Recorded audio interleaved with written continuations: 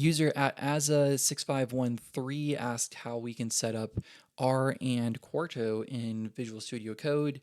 I don't actually use R in Visual Studio Code, so I'm not going to show that, but I will show you how to set up Quarto specifically in VS Code and in RStudio. So let's take a look at Quarto's website first. We have our Getting Started section. From here, you can download for the specific operating system and tool that you want to use. So you see here, I've got download for Mac, and then you can also click on details for Visual Studio Code and RStudio, which are the two that I am going to be talking about specifically. Jupyter is another good one. Don't usually use NeoVim or text editors. So you have all of your details here, lots of details, lots of stuff. And then again, same here for all of what you're looking at in RStudio. So both of those, the documentation is really good. So I recommend reading through the documentation, and I'll have those links in the video description too. If you go to Visual Studio Code's extensions section, you can see right here the extension Quarto. This is another easy way to install it for Visual Studio Code specifically. I have uninstall here since I've already installed it, but you can install it yourself, and then you've got lots of documentation here. This is pretty much the same thing as what you're going to find on the website. They just put it all here in the extension for you. 50,000 downloads.